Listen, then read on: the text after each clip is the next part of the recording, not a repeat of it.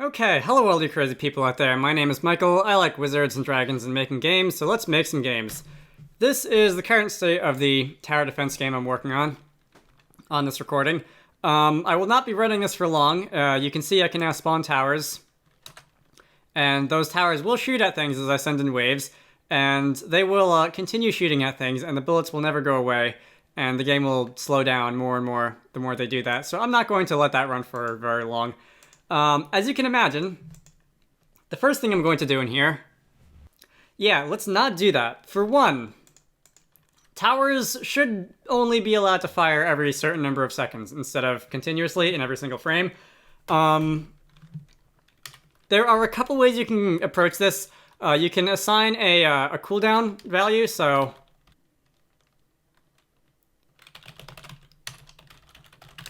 we can say shot cooldown is 0. And then when you go to target something, you can say if shot cooldown is less than or equal to 0. You can do that. And then when you actually do fire something, you can say shot cooldown equals, what is it, the class dot rate. Remind me, did I intend fire rate to be the number of seconds of a cooldown or the number of shots per second? It looks like I meant that to be shots per second. I'd better write that down. Rate sounds like it should be in units of something per second. But just to make sure that I know what my past self was doing, we will write that in a comment.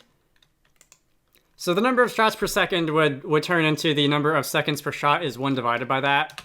So that would be class.rate. So if the fire rate is 1 for the pebble shooter, the cooldown is going to be 1 second. If the fire rate is 2 for the fire shooter, it's going to be the cooldown is going to be half a second. A few videos ago, someone in the comments mentioned, since this is very bug themed, to have like a tower that's a magnifying glass that like vaporizes things that walk underneath, and I think that's a great idea. I have written that down somewhere in this notebook to start working on once I start getting to things like differences in kind. Okay. I am over here. And once the shot cooldown is set, if you're not firing, you can reduce that. So this is going to be a number of seconds. I am looking for delta time, or for something resembling delta time anyway. That could be 1 over room speed. This is like the naive way of doing it. Or I suppose 1 over FPS. If you want to actually use the delta time variable, there's delta time. That is the number of microseconds since the last frame. So if you're running at 16 frames per second, each frame will be 1/60th of a second, or 16 milliseconds, or 16,000 microseconds. So if you divide delta time by 1 million, that is going to be the number of seconds that have elapsed since the last frame. And shot cooldown will reduce by that much. The other way of doing this that I mentioned would be something like self.next shot time equals, I don't know, current time plus current time divided by 1,000, since that's in milliseconds, or thousandth of a second, plus class dot rate or something like that. That will mathematically do the same thing, although if you pause the game, that will continue ticking down. Whereas if you pause the game and you're manually ticking down a cooldown timer, you can easily have this freeze as well. So that's why I'm going to be going with this method. Let's run the game. And we can get into the action much more quickly than I did in the last video. So let's spawn a couple towers like that. And let's send in the, let's release the bugs. And you can see they're firing at a finite rate instead of constantly now, which is what we want. Okay, let me git commit that.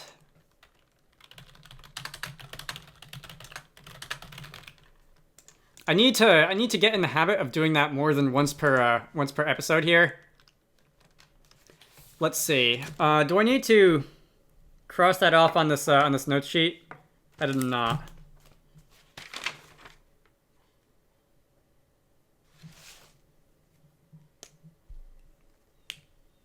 can cross this off, though. Alright, that's been taken care of. Another thing that may need to be done. This is kind of messy. Right now, this is the entire shot code in the update method. I'd like to make this its own method.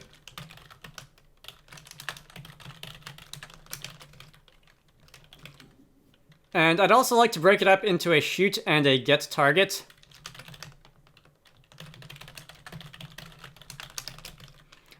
Get target is going to look like this. That is simple enough. And then we'll just return the target foe. And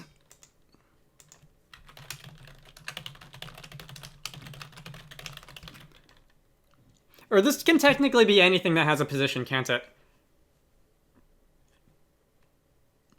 That could be interesting.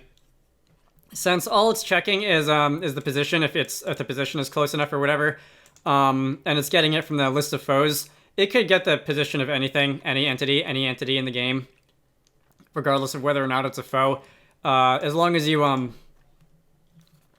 for example, if this was like all entities or something, it would just use that instead, and you would be able to target other towers, which is interesting.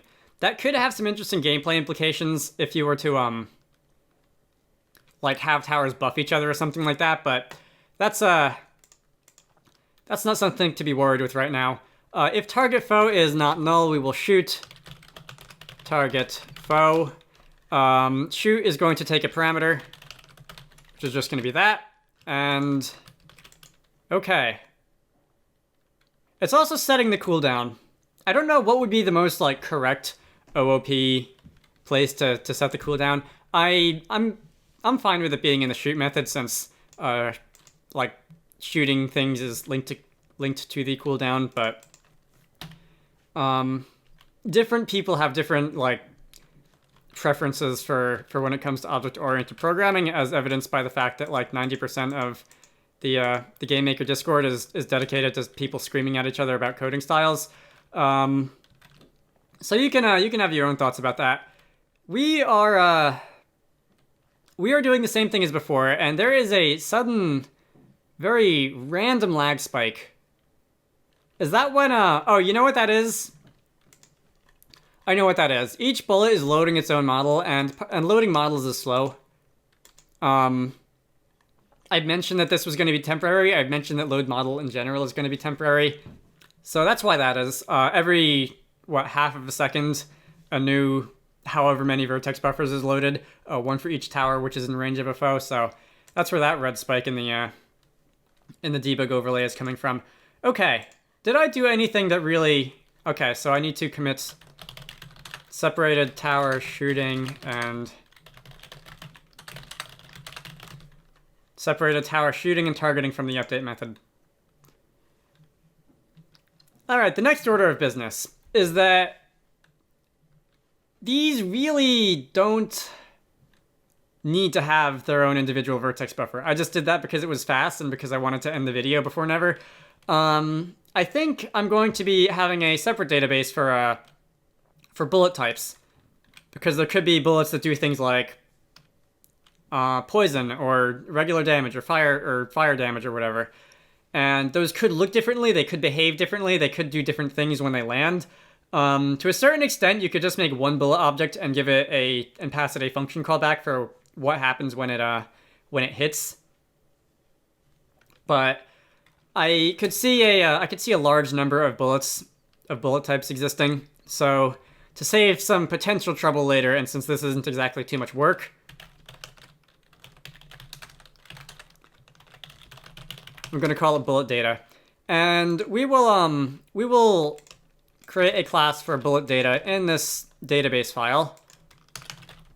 Bullet data. And it's going to have a name, it's going to have a velocity, it's going to have a...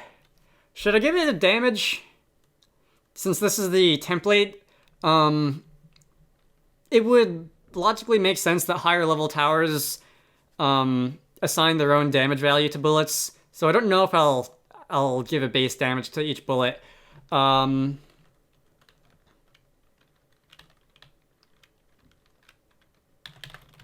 I'll give it a vertex buffer. I'll give it a lifespan as another thing, which is probably going to be handled by the instantiated bullets. I'll start with those three. So there's going to be name, there's going to be velocity. Does that even make sense? Because higher level towers may also actually propel the bullets faster. I'll just leave it with name and vbuff right now.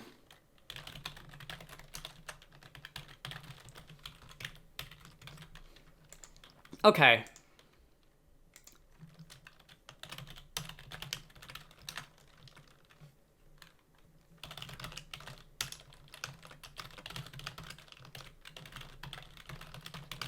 That will be test bullet, and the vertex format will be format. Okay, tower data will also have, I gave them a shot type. I can't exactly remember what the shot type was for,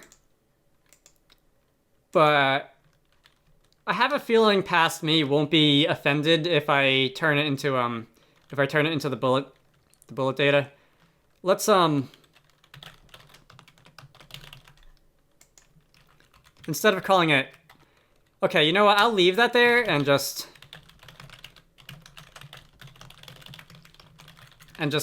make a new variable for the bullet data, because you're allowed to have extra variables floating around. At some point, I'll rewatch some of the previous videos whenever I added that and see where I was going with it.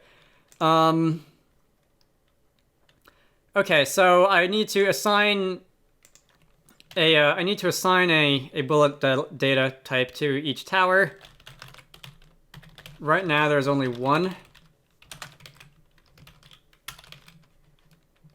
I'm thinking about giving each bullet type a render method also, because realistically, each bullet type is just going to be like doing one thing to draw itself, which is drawing its vertex buffer.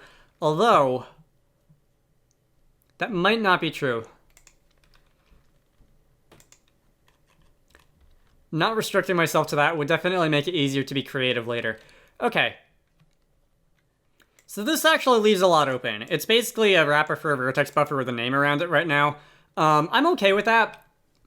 This isn't going to be something that's doing a lot of behavior every frame, so it's not like it's significantly going to slow the game down, most likely. Accessing, like, structs aren't the fastest thing in GameMaker at the current moment. Various people, including me, have done speed tests on them versus things like arrays. And they are slower than things like arrays or DS lists or whatever, but they're not going to break your game unless you're doing something completely ridiculous with them. Let me look at the bullet, the entity bullet, the instantiated bullet. It's going to take a bullet data, and instead of saying vbuff equals that, we're going to be saying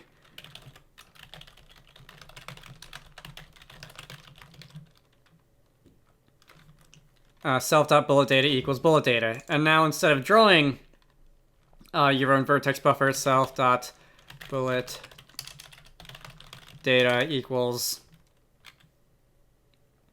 one, I don't need self because there are no variables of the same name, and it's .v buff. Okay. Temporarily forgetting how the code that I wrote 2 minutes ago works. It happens, you understand. And now when I say new entity bullet, I just need to class dot bullet data.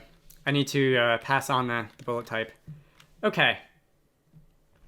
So no more memory leaks. No more, well, kind of a memory leak because the bullets themselves aren't ever being cleared because they're still referenced in the list and they never go away. But we're not duplicating vertex buffers constantly, which is definitely something I want to avoid having. And if I were to send in the next wave, they would be targeted as well. Okay. That is enough for that. I will commit another change, which is simply going to be about the bullet types. Anything else I can cross off? So this wasn't what I had in mind, but I do realize that this is going to need to be done at some point. The lifespan of these things. like how long they last before they expire. I am undecided on this. This could be an attribute of the tower. It could be an attribute of just the bullet. Realistically, it just needs to be an attribute of the bullet. I'm going to attach a time to live to these things. I'm going to make it 1. So each bullet is going to live 1 second before expiring. In the update method, time to live minus equals... I feel like... Have I made like a global delta time variable? Yes, I have. There's a delta time macro. So I will use the delta time macro instead of calculating it manually each time. That cuts down on the amount of work that I have to do. I did not remember what I did the last time I sat down to record this. Anyway, time to live is going to reduce if time to live is less than or equal to 0. Then we are going to destroy ourselves, which is going to be a method. I generally like to create a destroy method for every entity, every struct that I create, just in case anything needs to be cleaned up manually. You can see there is the outline for one in the entity abstract class, as I called it. I'm actually going to implement one for the bullet. You know, it might make sense, since now that I think about it, everything that I'm planning on doing here is the same as would be the same for a tower that you sell and get rid of, or an entity that either, a foe rather, that either dies or makes it to the end and gets cleared off the map or something. I'm going to do this in the entity destroy method instead. So the main thing that's going to happen is that you're going to need to remove yourself from this here game.allEntities list. So I'm going to... This is slightly inefficient.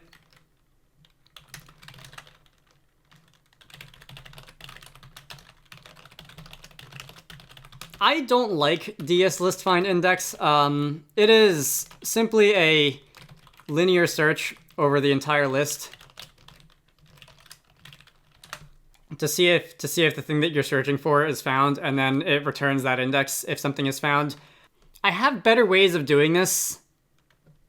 Let's see, the value is going to be self, because not every entity is guaranteed to be inside the all entities list. I have better ways of doing this. In the past, I've made sort of hybrid list map data structures that are intended to make removing and adding a little bit easier. But for the time being, ds list delete. The ID is going to be game.allEntities. I don't know why I copied and pasted that a minute ago. And the index is going to be current index. Except there's a possibility that the entity does not exist in the all entities list, just in case it was like never added to begin with. In which case I will say if current index is greater than -1. Only do this. Otherwise, if this value is equal to -1, then the value is not found in the list. And after 1 second, after 1 second, the bullets will time out and they will be deleted, and we will officially be done with memory leaks. Okay, so let's spawn a couple towers. Let's send in the next wave, or the first wave, or whatever the case may be. And the bullets are expiring. Okay, that's cool.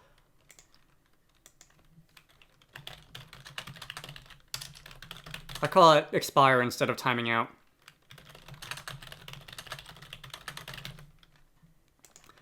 Alright, that's very nice. Now, you see, when I was planning this thing out, I broke down this project into what I thought were like elemental steps, except each of these, what I think are like elemental atomic steps, are really several things that all need to be done. So I foresee this taking longer than I had initially thought. Okay. I need to actually damage foes. Ordinarily, this would be collision detection. And I think... Do I want to do real collision detection? I really don't want to do real collision detection. Let's go into the bullets update method. and say... Now this is going to be very inefficient because this is going to be running in every single bullet on the screen for every single foe on the screen. In the future, I will dedicate time to cleaning this up. For var I equals 0, I is less than...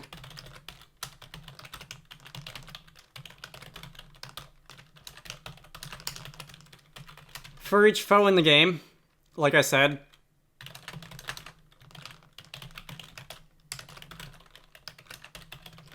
we are simply going to be checking to see if we are within a certain radius. Let's make the radius like 2.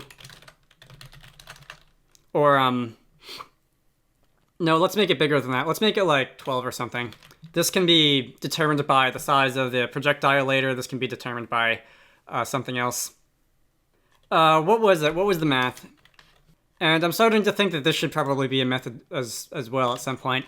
But if the distance to the foe is less than or equal to the radius, I'm making this less than or equal to the radius just so that it's slightly more forgiving in favor of the player. In that case, we are going to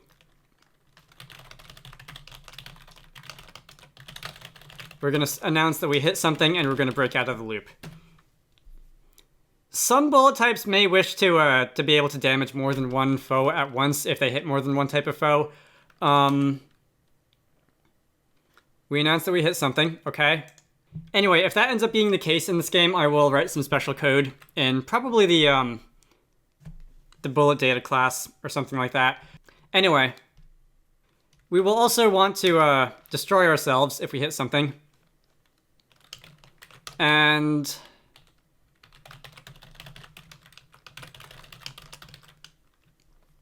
to do that, I'll just call the destroy method and then return, so that nothing after this is processed after we've eliminated ourselves. That would be a bit awkward if the bullet says destroy and it doesn't destroy until like later or whatever. Anyway, let's create a tower. Let's shoot at something. And I can't tell if they're actually hitting the target or if they're just timing out. It looks like they're missing. Alright, well, to fix that, we can make them travel faster. Or the ants travel slower. Both options. Or we can make the bullets home in on their target. Yeah, the bullets are being destroyed when they hit the ant. Okay. Are enemies instantiated with an HP total? They are instantiated with an HP total. So let's give these guys a damage method.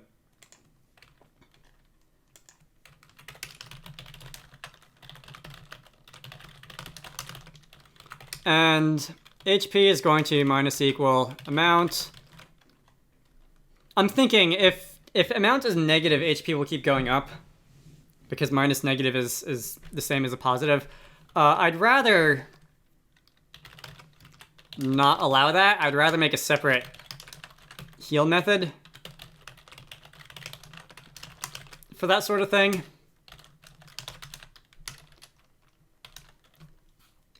And I'm actually going to do this in a different way because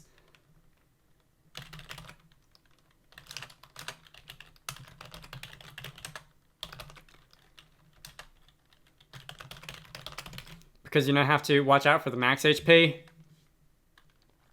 Over here, back in the damage method, if HP is less than or equal to 0, we're going to destroy. And that'll be it. The enemy will be removed from play. Let's see. Where would that be called? That would be in bullets thing. Instead of simply destroying ourselves, we will foe.damage.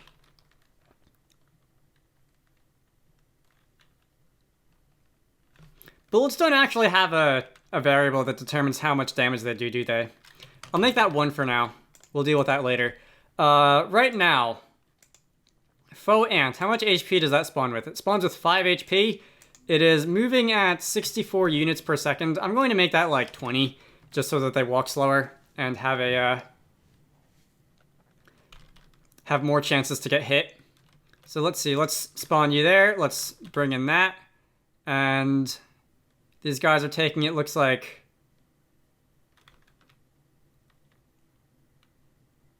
What is going on exactly?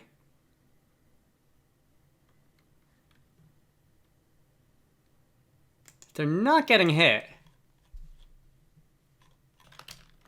I'm just going to print out a bunch of exclamation marks to indicate that a foe has gotten hit. It's definitely registering them as getting hit. Okay, so why are they not... Oh, you know what? Why is that... Why was that greater than or equal to? It should be less than 0. Okay. That would account for some weirdness at least. Let's try that again. I've been writing code for how many years, and I'm still getting messed up by the proper use of greater than and less than. How much HP do these guys have, anyway?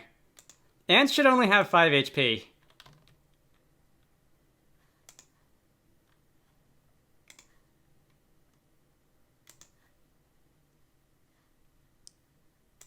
Let us show debug message here as well.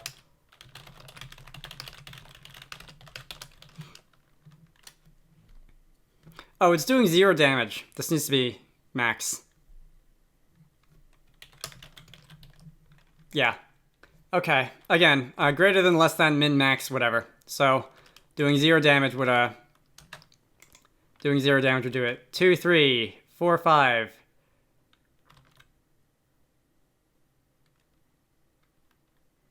Something is continuously getting hit.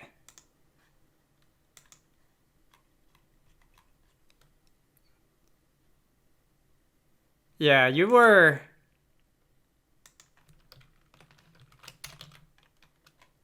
Oh, you know what? Foes need to have the destroy method overridden, that's why.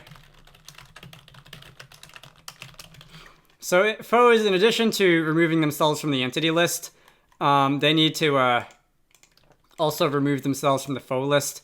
One of the drawbacks of having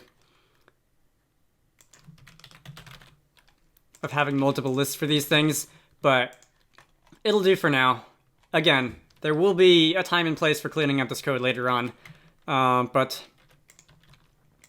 getting it working first is the more exciting thing. 2, 3, 4, 5. And it went down. Was that 5 or 10? Anyway, they're going down.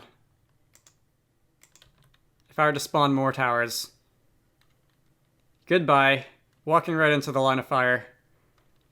And then if I were to send in the next one who are moving somewhat faster, it is harder to cut them down because they're moving faster, and they're going to get through because I don't have enough money to build more towers. Okay, that's unfortunate. So, foes can die. Foes can take damage and die. Alright, you I can speed up just a little bit.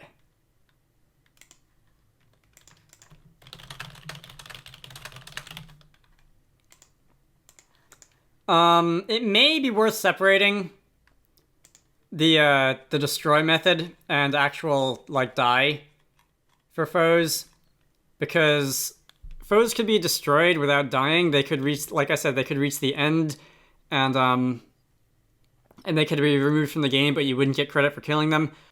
Perhaps the game could end with foes still on the screen, either because you've lost or because you, like, I don't know, restart the game or something like that. And then those would need to be deleted without being actually destroyed. The destroy method is more for technical things, and die is more for gameplay things. So I will call the destroy method from the die method.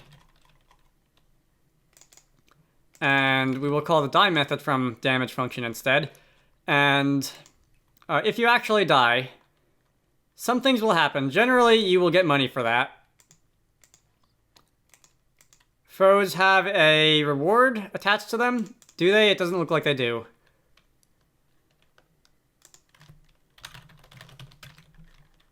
We'll give them a base reward.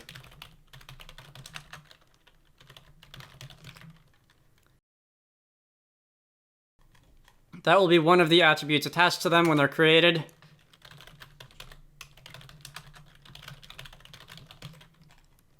And then when they die,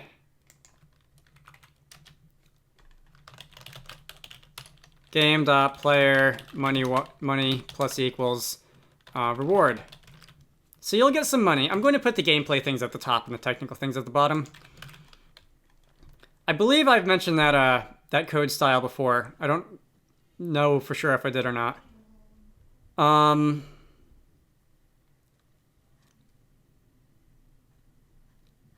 Oh, I also need to actually assign a reward here. All right, you know what? Because I'm a stickler for having all my code like nice and neat and pretty looking, we'll put it before the sprite and model definitions, which will be about here. So you can give like 2 money as a reward. You can give like 3 or something like that. I don't know, maybe 4 and 4. Just off the top of my head. I'll probably make a video that's just like entirely looking at a spreadsheet full of numbers and that sort of thing at some point. But let's see, I have 30 money, and when I take those down, I have 32. Am I going to get to finish this wave? Almost. There we go. All right, so let's send in the next wave. And those guys are moving faster, but I do have enough money to build more towers now. Like that. Oh, I should have built it on the inside of the curve. All right, well, it was better than last time. But dog, please stop barking. It was better than last time, but it was not quite enough. Okay. What did I spawn in, and why were the red ants? Why are pillbugs giving me 2 money instead of 3? Unless they weren't, unless I was just counting wrong. 9, 12, 15. Alright, whatever. That is worthy of a git commit.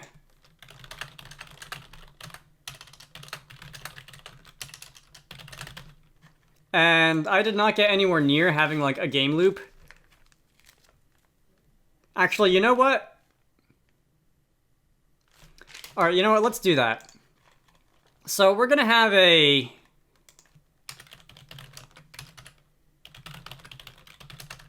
We're gonna have player health equals 10. And then... once a foe gets to the end of the path, which is gonna be in the update here, if path get number is greater than or equal to path node index plus 1, the end of the path will be the else here. And we'll say game dot player damage.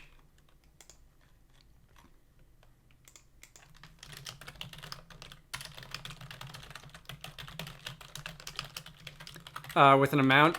And this is going to look very similar to the enemy, the foe damage method.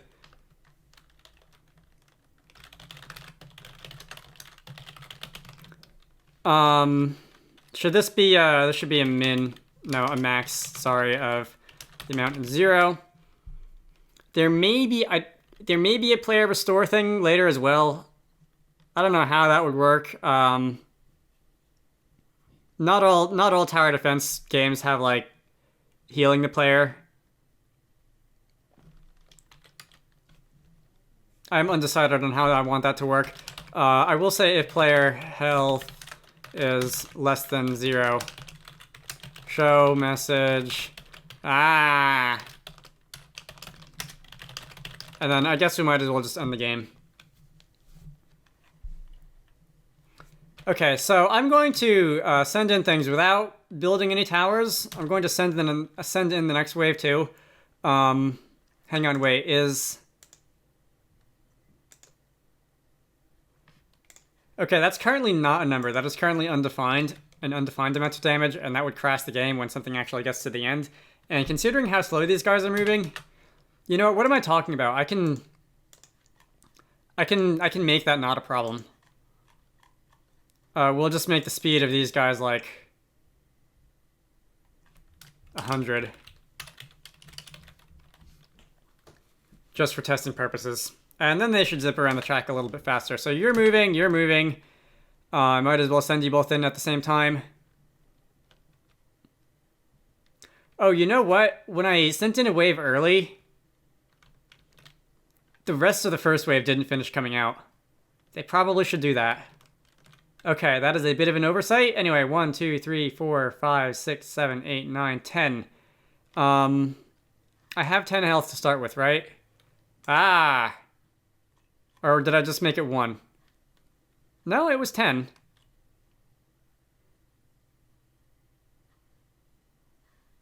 Or did they all reach at the same time? I wouldn't know because the game was in the background. Let me try that again. Alright, so 1... Oh, hang on. We might as well also draw the player health on the UI. Just to cut down on some of the guesswork that's happening over here. So you're going to... We're going to spawn in a couple of those guys and let them actually come out this time. So there's 10 health. And...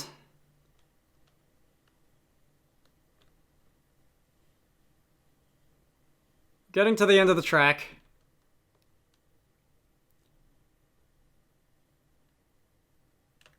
Okay, so... It all happened at once. I don't know if you saw that. The health value scrolled down very fast. That is extremely helpful that I decided to draw the amount of health on the screen. Otherwise, it would have been rather difficult to see that. When a foe gets to the end, they need to destroy. But not die, because that would also give the player the rewards for taking down the foe when that's not really what we want. So we're gonna... Let's do this again. And those two ants are fighting over there. There's one almost right on top of the other. But the red ant is winning because it's being drawn second. It's winning most of the time anyway. Sometimes it looks like the black one is like fighting through. Let's see, the end is what? Somewhere around here. Soon I'll do level design. 9, 8, 7, 6, 5. And I see the vertex batches going down slowly but surely. Alright, and we died. I see the vertex batches in the debug overlay going down slowly but surely as ants stop being drawn. Okay. That is a primitive game loop. Let me cross that out. I can also cross out foe damage by towers.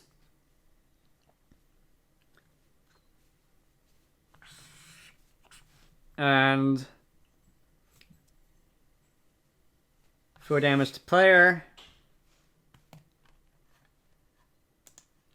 I still don't know what I want to do about like player healing, but that's a subject for another day. Some kind of game over. Yeah, sure, we'll call that screaming pop-up message a game over screen. Okay. That's enough for now. I am going to...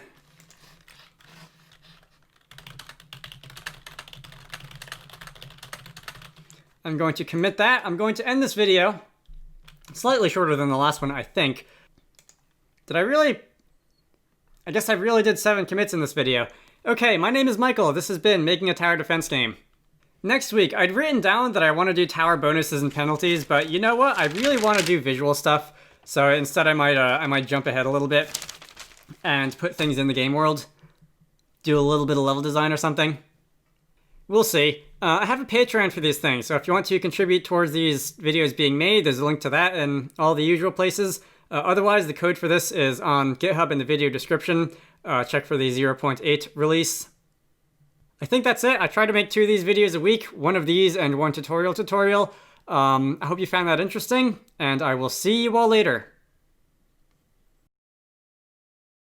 Special thanks to Edward Holt, Indie Punch, and Zenith for supporting these videos. If you want your name in the credits and to force me to pronounce them out loud at the end of every video, head over to the Patreon page in the video description and join the fun.